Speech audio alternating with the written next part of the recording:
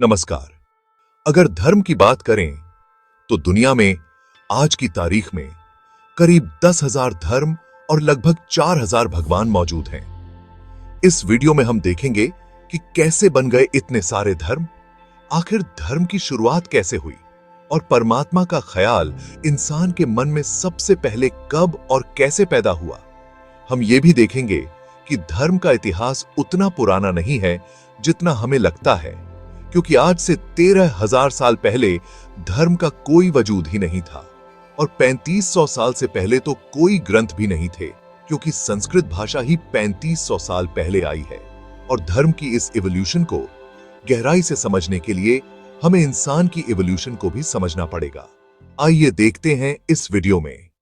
अगर धर्म की शुरुआत को गहराई से देखें तो आज से करीब 500 साल पहले गुरु नानक आए, यानी कि 500 साल से पहले सिख धर्म नहीं था और 1400 साल पहले मोहम्मद साहब आए। इसका मतलब यह हुआ कि 1400 साल से पहले इस्लाम का वर्तमान स्वरूप नहीं था। इसी तरह 2000 साल पहले ईसा मसीह आए, यानी उससे पहले ईसाई धर्म भी नहीं था। करीब 2500 साल पहले महात्मा बुद्ध आए, उससे पहले बौद्ध धर्म नहीं था। और करीब 2600 साल पहले महावीर आए, यानी उससे पहले जैन धर्म भी नहीं था। और लगभग 4000 साल पहले हजरत अब्राहम आए, जिनको यहूदी धर्म का पितामह माना जाता है, तो उससे पहले यहूदी धर्म भी नहीं था। अर्थात आज से 4000 साल पहले न कोई यहूदी था, न कोई बौद्ध था, न कोई जैन था, न कोई ईसाई था, न कोई मुसलमान था और ना ही कोई सिख था। अगर यह वीडियो आपको यहां तक अच्छी लगी तो आप इस वीडियो को लाइक करें, चैनल को सब्सक्राइब करें और इस विषय पर अपने कमेंट्स भी शेयर करें। और धर्म के इतिहास को पूरा समझने के लिए वीडियो के अंत तक बने रहें। अब अगर और पीछे चलें और श्री कृष्ण के इतिहास को देखें तो कई तरह की धारणाएं देखने को मिलती हैं।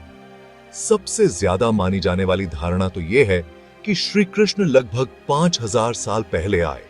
और एक दूसरी धारणा यह है कि अगर आर्कियोलॉजिकल सर्वे ऑफ इंडिया की रिसर्च को देखें तो दिल्ली से 68 किलोमीटर दूर सनौली की खुदाई में कई चीजें मिली, जैसे टूटा हुआ रथ और जंग लगा धनुष इत्यादि। इन खोजों के आधार पर यह अनुमान लगाया गया कि महाभारत का युद्ध अगर हुआ है तो करीब 1500 ईसा पूर्व, यानी आज से लगभग 3500 साल पहले हुआ हो सकता है।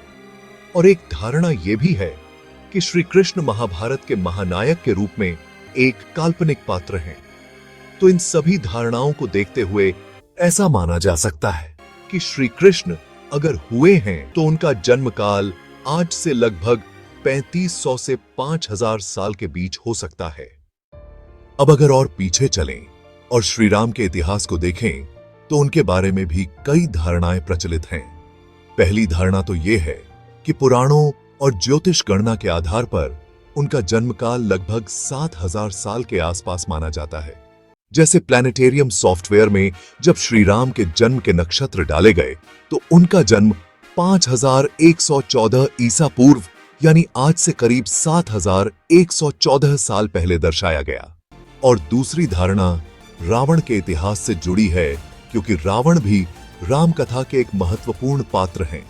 और श्रीलंका के इतिहास में रावण को लेकर भी दो धारणाएं हैं। एक तो ये कि रावण एक विद्वान राजा थे जिन्होंने 2554 से 2517 ईसा पूर्व तक 37 साल राज किया है। और दूसरी ये कि रावण रामायण के केवल एक काल्पनिक पात्र हैं। अब इन सभी धारणाओं को देखते हुए ऐसा माना जा सकता है कि श्री राम अगर हुए हैं तो उनका जन्म काल आज से लगभग 4500 से 7000 साल के बीच हो सकता है। और अब अगर वेदों की बात करें तो वेद शुरुआत में तो श्रुतियों और स्मृतियों पर ही आधारित थे। फिर चारों वेद यानी ऋग्वेद, यजुर्वेद, सामवेद और अथर्ववेद महाकाव्य काल में ही आज से लगभग 2600 साल पहले महर्षि वेदव्यास द्वारा रचे गए।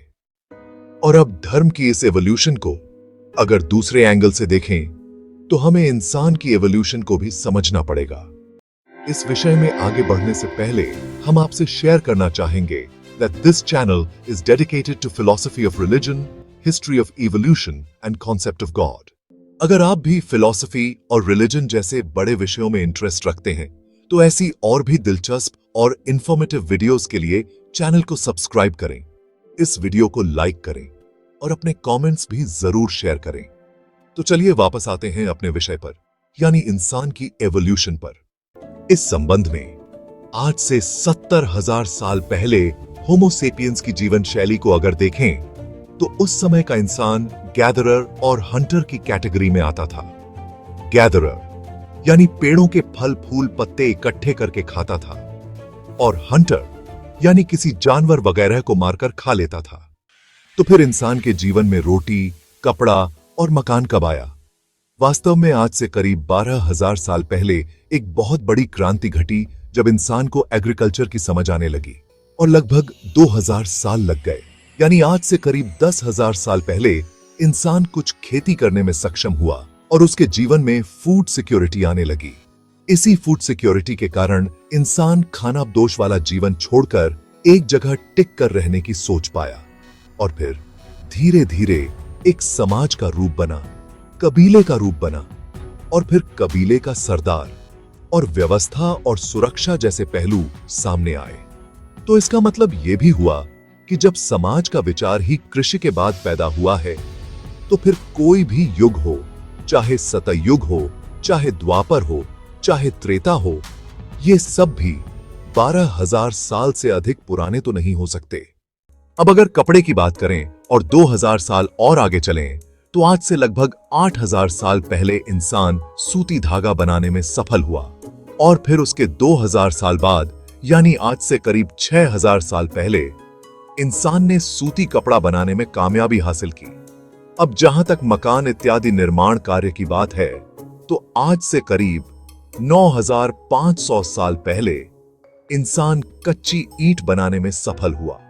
ये ईंटें मिट्टी से बनाई जाती थीं और धूप में सुखाई जाती थीं, और इसके 2500 साल बाद यानी आज से करीब 7,000 साल पहले इंसान ने आग में पकाई हुई पक्की ईंट बनाने में कामयाबी हासिल की, और आज से करीब 5,000 साल पहले यानी 3000 बीसी के आसपास सिंधु घाटी की सिविलाइजेशन में इन ईंटों का प्रयोग भी दिखाई देता है।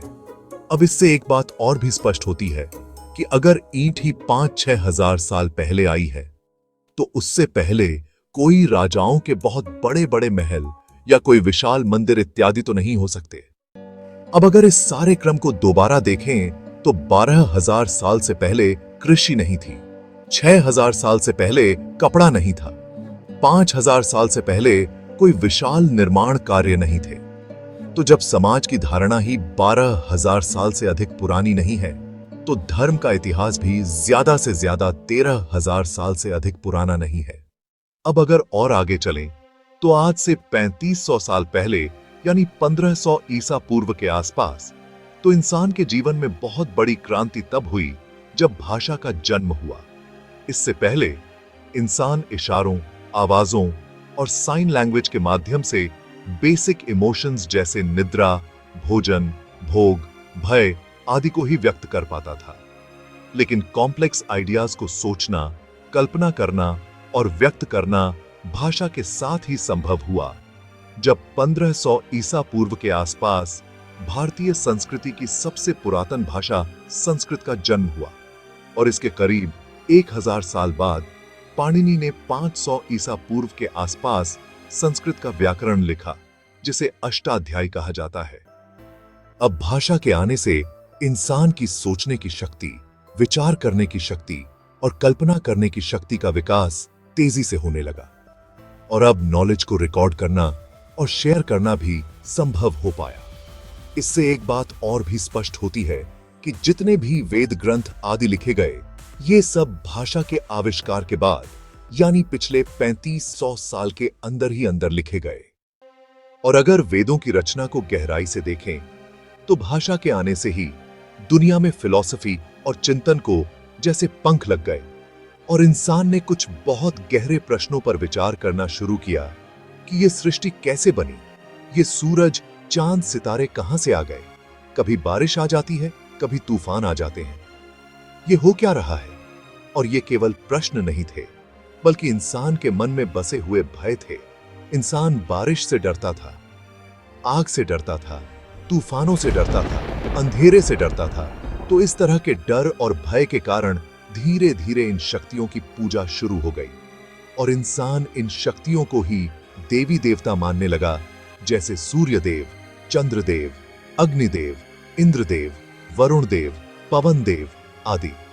तो इस तरीके से इस काल में अनेक शक्तियों की पूजा यानी अनेक ईश्वरवाद या पॉलिथियज्म के सिद्धांत का जन्म हुआ और यही पूजा की विधियां मंत्र तंत्र, जादू टोना इत्यादि श्रुतियों और स्मृतियों के रूप में इंसान की जीवन शैली का हिस्सा रहे और यही श्रुतियां और स्मृतियां आगे चलकर वेद का आधार बनी। फिर 600 बीसी के आसपास महर्षि वेदव्यास ने एक बहुत महान कार्य किया, जब इन श्रुतियों और स्मृतियों को इकट्ठा करके विषयों के अनुसार 4 वेदों में बांट दिया।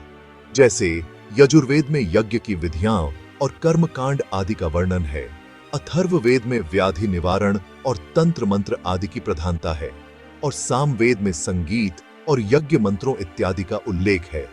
अब इसी तरह अगर और धार्मिक ग्रंथों की रचना को गहराई से देखें तो वो भी भाषा के आने के बाद ही लिखे गए, इसलिए वो भी 3500 साल से अधिक पुराने नहीं हैं। इस विषय में आज से लगभग 2300 साल से लेकर 2600 साल पहले तक का कालखंड भारतीय संस्कृति में बहुत महत्व रखता है, जिसको महाकाव्य काल भी कहा जाता है, क्योंकि इसी काल में दोनों महाकाव्य यानी रामायण और महाभारत की रचना हुई। हालांकि श्री राम का जन्म आज से लगभग 4500 से 7000 साल के बीच माना जाता है, लेकिन रामायण की रचना इसी महाकाव्य काल में हुई, क्योंकि महर्षि वाल्मीकि आज से लगभग 2500 साल पहले हुए और जो तुलसी जी ने रामायण का अनुवाद अवधी भाषा में किया, जिसे रामचरितमानस कहा जाता है, वो भी केवल 400 साल पुरानी ही है।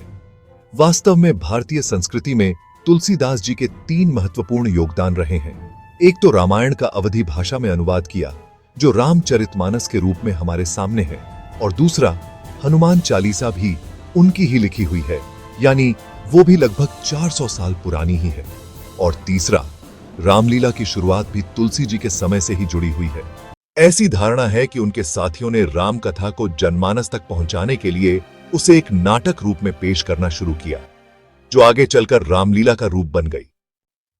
इसी तरीके से श्री कृष्ण का जन्म भी आज से लगभग 3500 साल से 5000 साल के बीच माना जाता है, लेकिन दूसरे महाकाव्य महाभारत की रचना भी इसी महाकाव्य काल में हुई, क्योंकि महाभारत के रचयिता महर्षि वेदव्यास का जन्म भी आज से लगभग 2400 से 2600 साल पहले नेपाल के आसपास हुआ और भगवद गीता भी महाभारत का ही हिस्सा है, यानी महर्षि वेदव्यास द्वारा ही लिखी गई है और महर्षि वेदव्यास द्वारा ही चारों वेदों का संकलन भी इसी कालखंड में हुआ। इसी काल में 108 उपनिषद और 18 पुराण लिखे गए। इसी काल में हजरत अब्राहम के 1500 साल बाद यहूदी धर्म की तौरात की रचना भी हुई। महावीर और महात्मा बुद्ध भी इसी कालखंड में हुए। महात्मा बुद्ध के ग्रंथ धम्मपद की रचना भी इसी काल में हुई। ऐसा क्यों है कि इतने सारे वेदों ग्रंथों की रचना लगभग इन्हीं 300 सालों के आसपास हुई? क्योंकि संस्कृत भाषा का जन्म ही करीब 1500 ईसा पूर्व यानी आज से लगभग 3500 साल पहले हुआ और 2500 साल पहले ही पाणिनि ने संस्कृत का व्याकरण भी इसी कालखंड में लिखा। यानी महाकाव्य काल में संस्कृत अपनी पराकाष्ठा पर थी, इसीलिए ये सारे वेद ग्रंथ संस्कृत में इसी कालखंड में लिखे गए। अब अगर ध्यान से देखें तो महाभारत की रचना में और श्री कृष्ण के होने में और रामायण की रचना में और श्री राम के होने में हजारों साल का अंतराल है। वैसे भी श्री राम और श्री कृष्ण के समय में तो संस्कृत भाषा होती ही नहीं थी, तो इन दोनों महाकाव्यों रामायण और महाभारत का उनके समय में लिखा जाना तो असंभव जैसा ही है। इसी तरह और धर्म ग्रंथों के बारे में भी अगर देखा जाए तो कुरान शरीफ का लिखा जाना भी हजरत मोहम्मद के इंतकाल के लगभग 40 साल बाद माना जाता है। असल में मोहम्मद साहब के इंतकाल के बाद कुरान को महफूज रखने के लिए कुरान को लिखने का फैसला किया गया और उन सभी हाफिज लोगों को बुलाया गया जिनको कुरान जबानी याद थी। जब उन्होंने कुरान को बोलकर सुनाया तो आपस में काफी फर्क निकला। तो फिर कमेटियां बनाई गईं और इस तरीके से कुरान शरीफ का लिखित रूप बनकर तैयार हुआ। इसी तरह बाइबल का लिखा जाना भी हजरत ईसा मसीह के 70 से 200 साल के बाद माना जाता है और गुरु ग्रंथ साहिब का संकलन भी गुरु नानक के इंतकाल के 65 साल के बाद गुरु अर्जन देव के समय पर किया गया। अब अगर इस सारे क्रम को देखें तो धर्म ग्रंथ भी गुरुओं ने स्वयं नहीं लिखे, बल्कि उनकी रचना लेखकों द्वारा सालों साल बाद में हुई।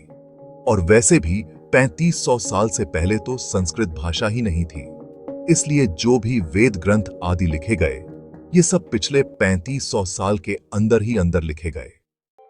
अब तक हमने देखा कि आज से 13,000 साल पहले कोई धर्म नहीं था और 3500 साल पहले कोई ग्रंथ भी नहीं थे। तो अब सवाल ये उठता है कि परमात्मा का विचार फिर आदमी के दिमाग में सबसे पहले कैसे आया? दरअसल इंसान के सामने एक बहुत बड़ा सवाल रहा है कि यह सृष्टि कैसे बनी और ये सूरज, चांद, सितारे कहां से आ गए। अब वास्तव में सृष्टि कैसे बनी होगी और क्या हुआ होगा, इस बात को अरबों खरबों साल पीछे जाकर तो नहीं देखा जा सकता। तो इस सवाल का उत्तर खोजने के लिए आदिकाल से विद्वान लोगों ने बहुत जोर लगाया और बहुत अनुमान लगाए। कुछ विद्वानों ने कहा कि एक बिग बैंग हुआ, एक बहुत बड़ा पटाखा फूटा और यह सृष्टि बन गई। और कुछ और विद्वानों ने कहा कि 7वें आसमान में बैठा हुआ कोई भगवान है, कोई परमात्मा है जिसने 6 दिन में सृष्टि की रचना कर दी। ये सारे ख्याल और ये सारे विचार मात्र थ्योरीज हैं, यानी परिकल्पनाएं हैं, क्योंकि सृष्टि कैसे बनी होगी और क्या हुआ होगा अब ये पीछे जाकर तो देख पाना संभव नहीं है। इसी तरह की और भी बहुत सारी थ्योरीज बनी जिसमें से परमात्मा की परिकल्पना ने जोर पकड़ा और इसको मजबूत करने के लिए बहुत सारी संस्थाएं बन गई जिनको धर्म कहा गया। धीरे धीरे ये संस्थाएं बड़ी होने लगी और सबके अपने अपने भगवान हो गए और सबके अपने अपने रीति रिवाज, अपने अपने नियम, अपने अपने ग्रंथ और अपने अपने धार्मिक स्थान हो गए। इन धर्मों के अंतर्गत परमात्मा की इस परिकल्पना का प्रचार शुरू हो गया। प्रचार करने वाले लोग गुरु पीर पैगंबर कहलाए और उनको समाज में सम्मान दिया जाने लगा। बड़े बड़े राजा महाराजा भी उनके आगे झुकने लगे और धर्मों का राजनीतिक प्रभाव भी बढ़ने लगा। इस तरह पिछले 13,000 सालों में छोटे बड़े सारे धर्म जोड़कर करीब 10,000 धर्म और लगभग 4,000 भगवान आज की तारीख में मौजूद हैं। केवल इतना ही नहीं, धर्म के प्रचार में भय और लालच का बहुत चतुराई से प्रयोग किया गया। जैसे कि नरक का भय पैदा किया गया और स्वर्ग का लालच दिया गया। फिर पुनर्जन्म का भय भी जोड़ दिया गया। फिर दुखों का भय और सुखों का लालच भी जुड़ गया। इस तरीके से कहीं कहीं ये धर्म अंधविश्वास और लोगों के शोषण का कारण बन गए और धीरे धीरे इन धर्मों ने एक बिजनेस का रूप ले लिया। हैरानी की बात है कि आज के समय में धर्म दुनिया में लगभग $3 ट्रिलियन का बिजनेस बन चुका है।